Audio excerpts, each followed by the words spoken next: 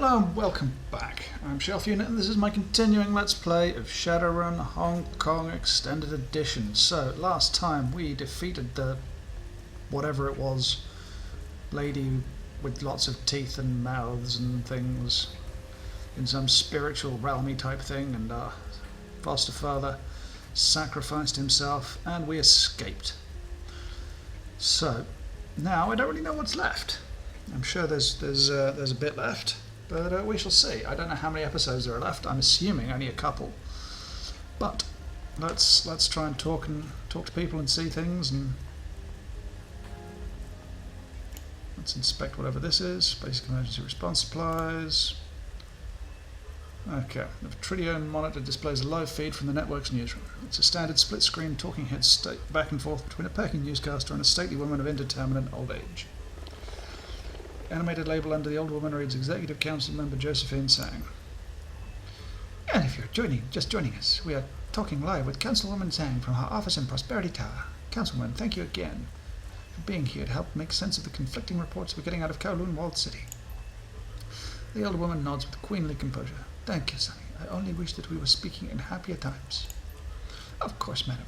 This is indeed a stressful day for the citizens of the Walled City, but who knows? The newscaster brightens, flashing the best smile money can buy. For one of them, it might be their lucky day. Stay tuned, because we're going to cut away shortly to this week's Gigaball drawing, where some lucky winner could walk away with almost 1 trillion new yen. The newscaster returns her focus to her guest, a look of practiced concern back on her face. Now, madam, you were saying that this sort of situation is inevitable when masses of underprivileged children are raised in a world without hope. Exactly, Sonny. Josephine Sang leans forward towards the camera. Without hope, these children are left to create their own opportunities the only way that they know how, by turning to crime. They're often brought up in single-parent households without strong guidance to put them on the right path. They are surrounded by thugs and criminals eager to put them to work in all manner of unsavory activities. And it's events such as this one that call our attention to the plight of these poor children. And that's why today I call on my executive colleagues to join with me in supporting a new project, Operation Hope. Under the auspices of this program, we will pull these children out of poverty and place them in loving, stable homes with their parents rehabilitated, re-educated, and reinvigorated with a new sense of purpose. That sounds like a tremendous. It is, Sonny, and it will cost billions of new yen to support such a mammoth effort. But Sang Mechanical Services is ready to lead the way for a new charitable foundation, Sang for Hope. It's time for us to give back to the community, and the newscaster puts a finger to her ear. Madam Councilwoman, I'm afraid I need to cut you off here. As always, you are doing amazing work for the people of Hong Kong, but her dazzling smile returns. It's time for the Gigaball! The old woman smiles contentedly. Of course. Thank you so much for joining us and offering your perspective. The newscaster checks her notes in front of her. We've been speaking with Josephine Sang, entrepreneur, philanthropist, and front-runner to be next chair of the executive committee. Okay.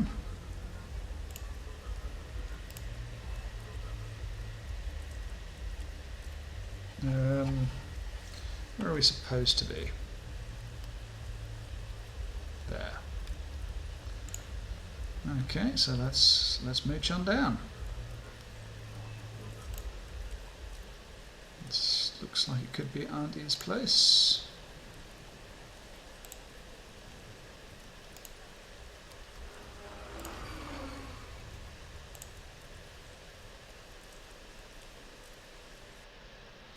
Commotion from the streets of Haoi bleeds into Kindly Chung's mahjong parlour. Triad soldiers bustle to keep up with their boss's orders. Couriers come in regularly, whispering to our lieutenant before listening intently and running off again.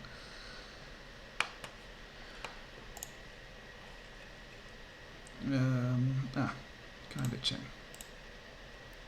As you enter, Kindly Chung is giving instructions to Strangler Bao, who nods enthusiastically. She looks over to you and holds up her hand. Wait. Unsent Wong and Ho to snatch some of the medical supplies off the relief trucks. With all the excitement, nobody's watching them at all. She nods to herself, grimacing in satisfaction.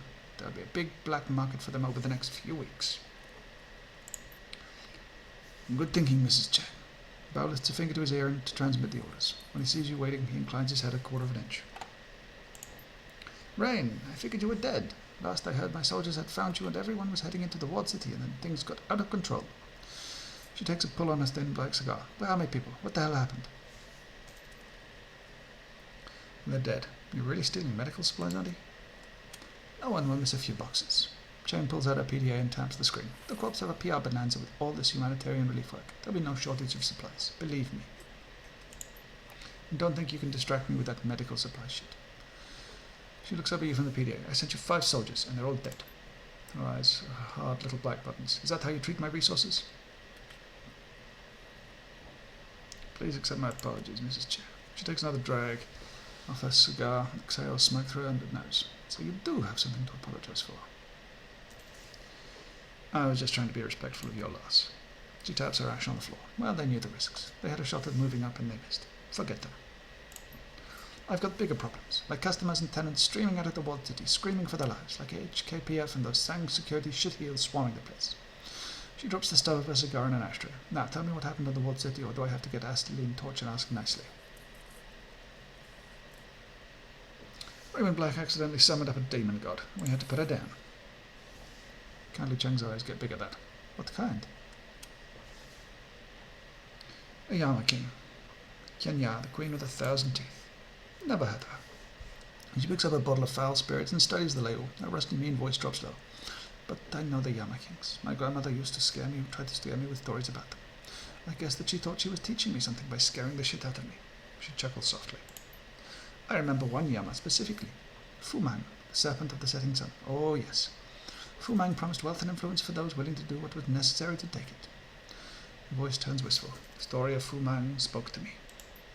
All he asked for in return were 44 hearts pulled from the chests of those closest to him, whilst they were still alive. Hearts from random victims wouldn't do, so those who took Fu Mang's bargain would befriend others before taking their hearts, turning their entire network into a list of victims. Yes, Fu Mang spoke to me. But I didn't listen. Stranglebarrel leans in, his finger to his ear. My apologies, Mrs. Chen, but one of the men you sent with the runners into the walled city is still alive. He stumbled into Wong and Ho as they were pulling medical supplies off a lorry. Cheng turns to you with an edge in her voice. At least one came back alive. Stranglebarrel lowers his head, listens to his earpiece again. Armang says that Wong Lung Fat is dead. He got shot up by the HKPF inside the walled city. Bao lifts his head and makes eye contact with the triad boss. He was almost salivating with avarice. Armand saw it with his own eyes, Mrs. Chen. Is that good news? It's delicious, my God, darling. Wong Lung Fat was my superior in the Yellow Lotus at A438. Kindly Cheng's black button eyes sparkle with satisfaction born of malice, but also a pig. Tell her friend Rain what that means, Mr. Bao. A wolfish smile spreads slowly across her face, and her eyes squeeze into crescent moons of pleasure. And say it slow, so I can savor it. The death of Wong Lung Fat has opened up a spot for you to move up, madam. You could be the next 438. Bao smiles, the affected chin. The gods help those who seize opportunities. Mr. Bao, put every man we have on this. Spread the word. Kindly Cheng says all debts to the Yellow Lotus are suspended for citizens of the walled city until order is restored, and no interest will compound either. Tell them that I have medical supplies too, and there will be no charge for them until the crisis is over. Things seem to be going your way, Auntie. They do indeed, my sweet. I may have not brought Josephine Sang down, but I've got my career going again. She grabs a bottle and unscrews the cap with her thumb. And your career too, Mr. Bao. You'll be my new straw sandal. Good partners, support one another. Bao lowers his head in respect. You have proven that, Mrs. Cheng. This calls for a drink. The soon-to-be 438 pulls 2 shots, and the stink of kerosene stabs your nose like a switchblade. She hands a glass to Bao, touches it with her own, and holds it there. Your loyalty and clear-headedness have proven immensely valuable, Mr. Bao. You are an effective ally, and I wish you great wealth and good fortune. They down the foul substance in one gulp. Congratulations, kids. You both had it coming to you. Bao stares at you over the rim of his glass as he drinks. Yes, and it appears your fortune is changing too, Rain. She pours herself another drink and leaves it sitting on the table. Remember, you have a mysterious benefactor, one who lifted the APB on you. Any idea who that might be? I don't have a clue, and I must admit, that bothers me. It must be somebody powerful. I can't imagine it was Josephine Sang. After all, what would her motivation be? It's got to be someone else. One of Josephine's enemies on the Executive Council? I'll tap my network, find out if I can. Kindly pulls out another thin black cigar. But that's for later. I'm missing an entire piece of your story, my darling. What happened to Prosperity Tower? Did you rescue Raymond Black? Did his mother wipe his memory? He's got him. Stopped his mother from wiping his memory. Impressive. You've become quite the Shadowrunner, brain. She likes the scar, the gleam of hunger in her shiny black eyes. While you were at Prosperity Tower, did you find any incriminating data on Josephine Sang? That, something I can use.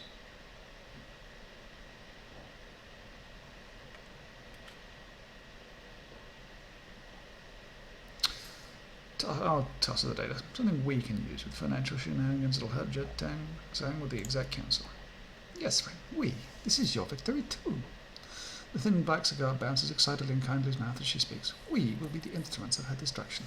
We're going to hurt that woman. 5,000 yen. The triad boss pulls out a cred stick and tosses it to you. The number on that data readout is big, more than twice the payout of a single Shadowrun. But this Sang's days on the Executive Council are numbered. I'm assuming that money means that this isn't the end of the game. But it appears that my fortunes have truly changed. She pulls 2 more shots from her reeking bottle. Our partnership became quite enriching, right? She raises her glass. For my new number 1 Shadowrunner, may our partnership continue to bear fruit. Let's hope it's a big, fat fruit. I certainly will. I'm certain it will. I have a good feeling about you.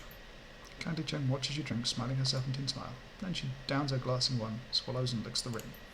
Now, before I get back to business, I must know, how did you go from rescuing Raymond Black to the walled city vomiting people? Rain built a machine in the walled city, it accidentally summoned the big bad thing, and that's when everybody ran. Triad boss cocks her head, raises her cigar to her lips. If the demon summoning was accidental, what was the machine supposed to do in the first place? Ooh, created fortune. Your foster father created a magical fortune machine. The triad boss cocks her head, raises her cigar to her lips. Please tell me you have control of this device. Please tell me you brought it to me. No, sorry. It's a pity. I'm sure there are plenty of people who could benefit from it. Well, this business has certainly proved lucrative for me. Kindly Jung studies the glowing tip of her black cigar. I'm in a prime position to be the next Yellow Lotus 438. I only lost 4 men, and I finally got something I can use against Josephine Sang. Yeah, well, Raymond didn't make it. He sacrificed himself to stop the demon. Did he? Maybe that's what he came here to do. She lowers her eyes and her voice softens. Everyone makes their choices, my sweet, and everyone pays the consequences. Even you someday. You've made quite a splash since arriving in Hong Kong, Rain. Many Shadowruns are completed in a very short time. The reports from our clients are glowing, mostly. You can add closing the door on a demon goddess to the list. We made a difference. Perhaps, for some. For a while. The triad boss leans in, her voice conspiratorial. Listen to me, my sweet. When I was a girl, there had never been a pandemic like Vitas, but in 2010, it happened. We'd never seen death like that. A quarter of the world's population disappeared. It was miserable. It pushed us to our limits. But the survivors moved on. And then the spike babies started appearing, and the dwarf babies. And then suddenly there were dragons, and goblinization, and magic, and every time the world changed, we got used to it. So if a demon goddess decided that the walled city was her new living room and you didn't, whatever you did, what would have happened? She shrugs, sniffs. Perhaps the news would cover it until the next sensation pulled their attention away. But after a while it would be drowned out by all the other crap competing for our attention. And the demon in the walled city would become the new normal. Well, the new normal is that the walled city isn't under magical influence anymore. Congratulations. The poor can return to their misery with no interference from magical machines or big bad things, because of you. Now, let me give you a piece of advice for the future, my sweet. Something Mr. Cheng used to tell me. Respect ghosts and gods, but keep away from them. It sounds like you almost lost your ass in the walled city. I think you'd better listen to that. So there is Mr. Cheng. Kindly smiles mischievously. There have been many Mr. Chengs met. None have lasted long. She stubs out her cigar, screws the top back on her bottle. Now get some sleep, Rain. You look like shit. Maybe tomorrow we'll talk about the future. Last time you told me to go to bed, I woke up a Shadowrunner. What happens when I wake up tomorrow? We get to work, my darling. You heard Mr. Bao. She dips her finger in the empty glass, finds the last drop of liquor and brings it to her mouth. The gods help those who seize opportunities. Kindly Jung turns away, dismissing you with a wave. Bao, what's the status on those medical supplies? And now we go to bed. One assumes we talk to our Our peeps first. Let's go have a chat to these guys first.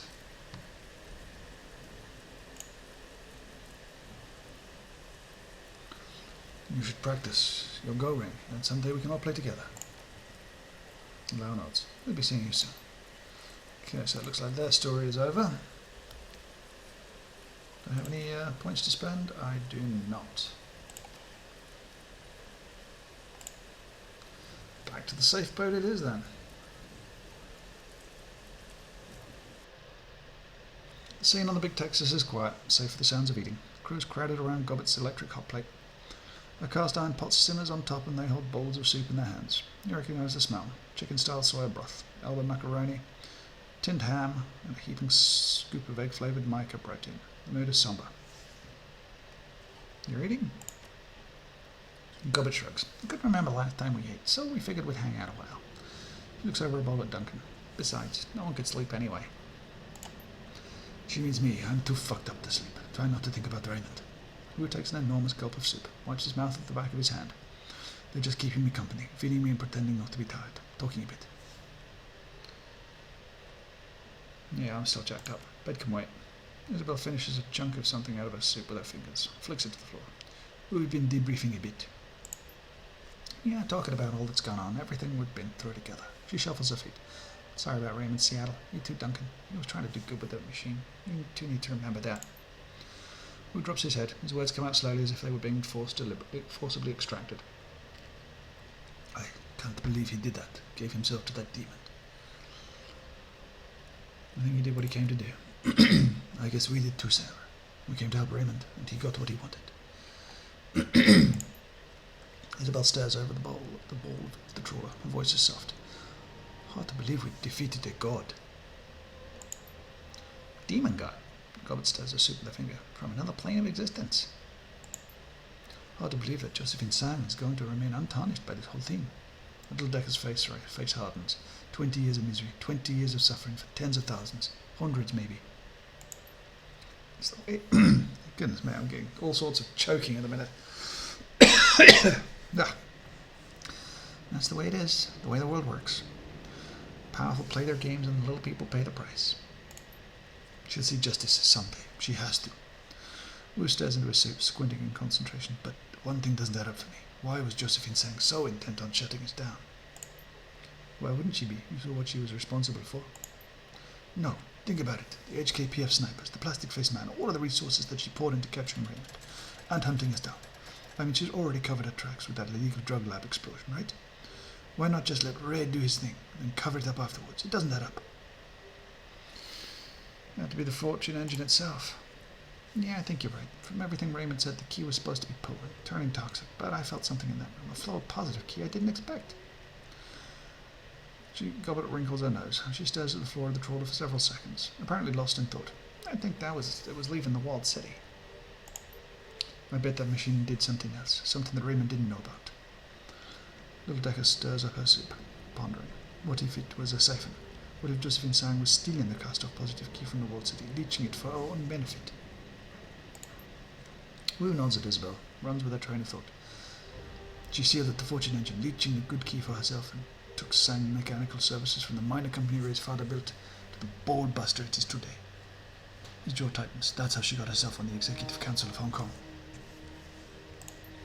Of course, this is all speculation. Can't prove any of it, but if Josephine was using the positive key the fortune engine was casting off, she isn't getting it anymore. You fought so far this or that. Gobbett taps the spoon against the rim of the bowl. I wonder what'll happen to her. Guess we'll have to wait and see. Gobbett finishes her soup, lets out a little belch, and pats her stomach, satisfied. She tosses the bowl in the corner for madness and folly. So, Seattle, what now? Maybe we should trade anything on? There's always something on. But I said we'd bag it and get some sleep, especially you, Sarah. You won't see. You look like shit. Why does everyone tell me that?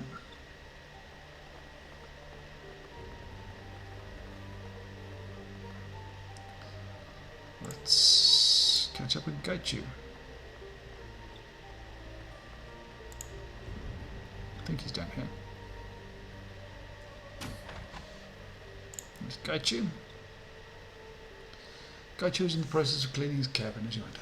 Using a small hand broom, he sweeps dust and debris about into small piles. Sensing your arrival, however, he pauses. You realize that should we ever try to tell the story of what had happened here tonight, no one will believe us, yes? Then again, they may not believe you anyway. You took in a ghoul, gave him a room in your home, and then left him to his own devices.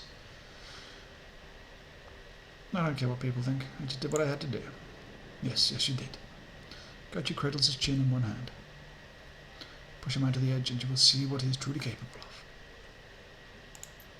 I confess I am confused as to why you invited me into your home. You never came to speak to me, at least in any meaningful fashion. Do not mistake me. I am grateful for what you have given me, but I suspect most people would have been more concerned by a ghoul in their hold. I wanted to respect your privacy. Gaichu bows respectfully. Ah, well, take this as a request to speak with me more in the future. Then, I would very much like to get to know you, and it has been a long time since I have had a friend. For now, however, I will need to keep cleaning this cabin, or I will need to learn to live in filth. See you later, Gaichu. Okay, that was mundane.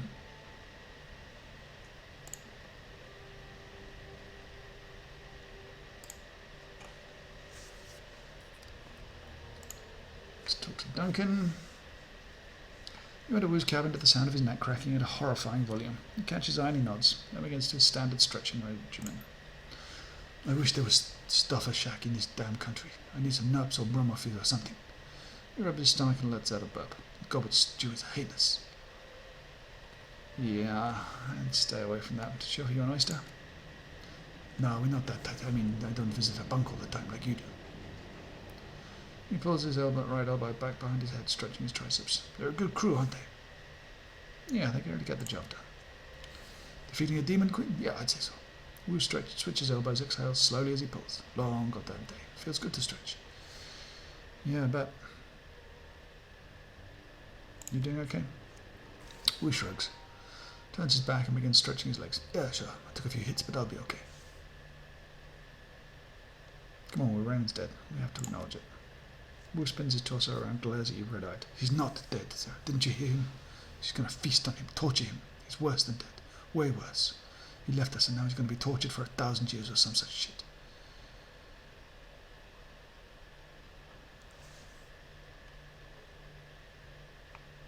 So that's what this is about? That he left? No, it's about me, alone. No Carter, no Raymond, no life. Wu grabs an ammo box with one hand and begins curling it like a dumbbell. What about you? What do you think about Raymond, his mum, the fortune engine, this whole messed up business?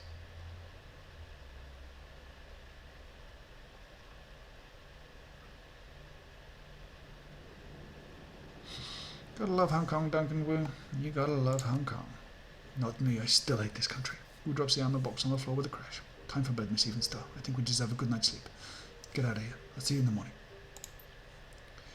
Fair enough.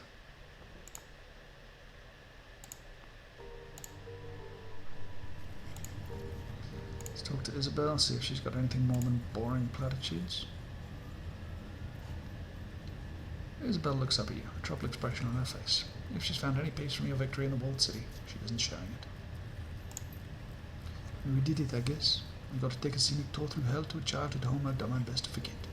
And we fought off a monster that I've spent my entire life pretending not to believe in. She squeezes her eyes shut. Somehow it's hard to get excited about that. We won. It's a good thing, but in the end it's just a drop in the bucket. Monumental evils like the one that Josephine Sang perpetrated go unpunished. Most the people like us can do is clean up the mess, knowing that there'll be another bigger mess waiting for us tomorrow. But we did clean up the mess. That's important, Isabel. It wasn't enough. We could have done more. We should have done more. She waves you off. Just leave me alone, right? I'm not in the mood to celebrate. All I want to do is sleep. Yep, she's boring as hell. And let's talk to Gubby. As you enter Gubbit's cabin, you find her sipping from an enormous mug. Something dark and steamy sloshes as she lowers the vessel. The rats squeak happily from their perches on her shoulders. Oh, I can even see them. That was a hell of a thing, wasn't it? We fought a Yama King and we won.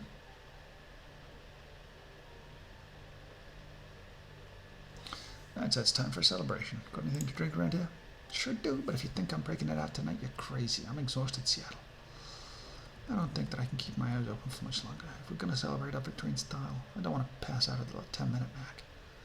You must be tired too, to be frank. I don't even know how you're still standing. It isn't easy. Well,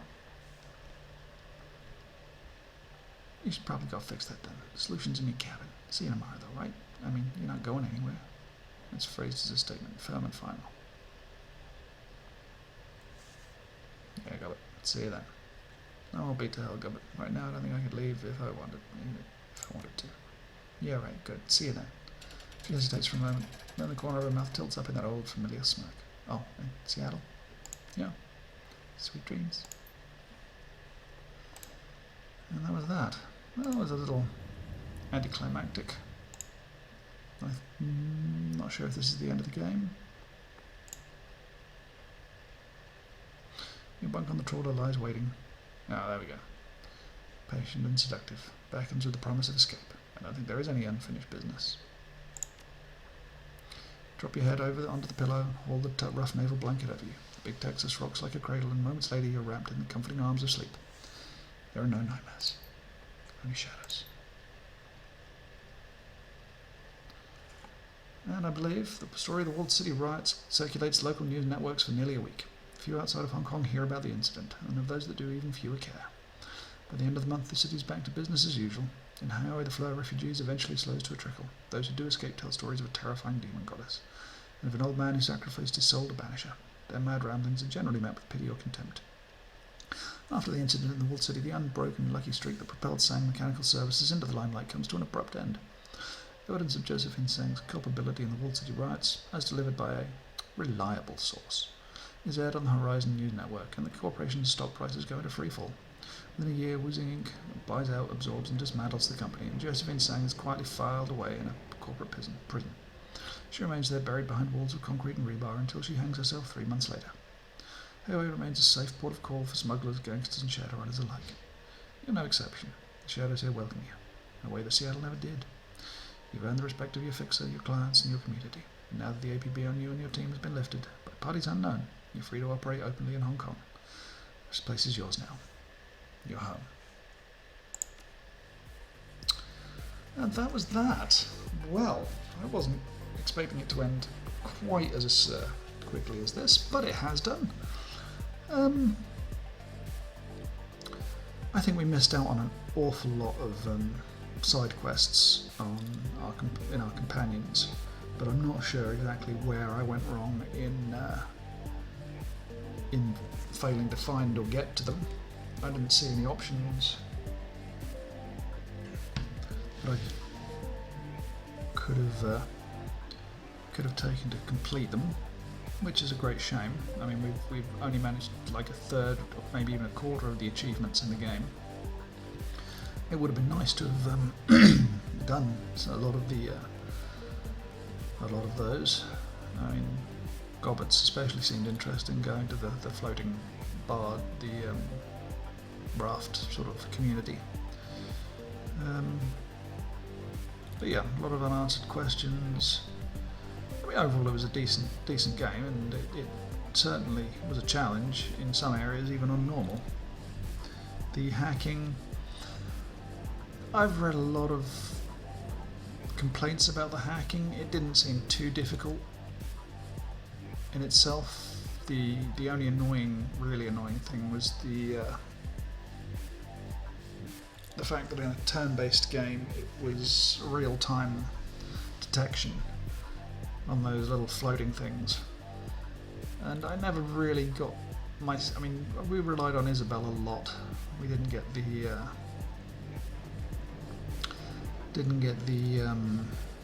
decking thing for ourselves going.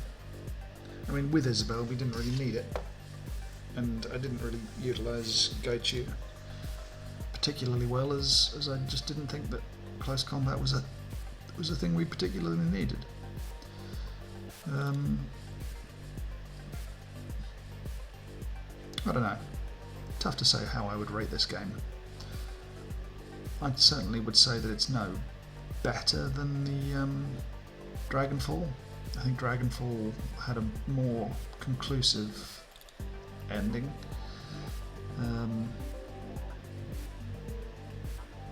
I'm not really sure if it's. I think it's probably similar length, but probably could have been longer if we'd have done all the side quests. I know there's a lot of DLC, and I think I'll probably not DLC, but Steam Workshop stuff. And I feel like I'm probably going to head back and do some of that, but that won't be for a long time. We shall move on.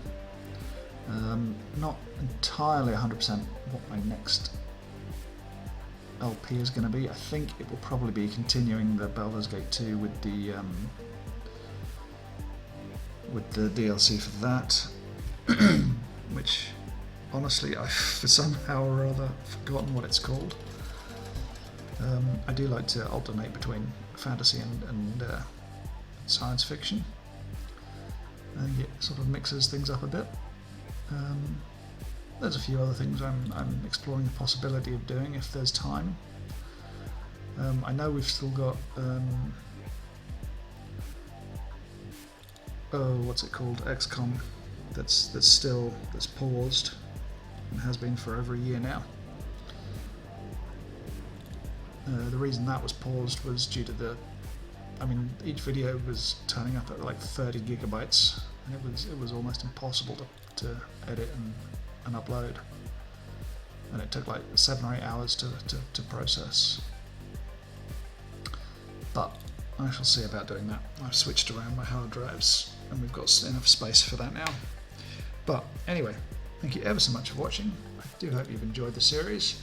It's been frustrating at times for everybody, probably you more than me, listening to me swear and have minor tantrums. But that's all part of playing games, and I don't like to hide any of that. Anyway, thank you ever so much for watching. All the actual credits are rolled now, so these are just the Kickstarter backers. So I shall say, if you've enjoyed, please subscribe. If not, don't worry about it. Thank you again, and goodbye.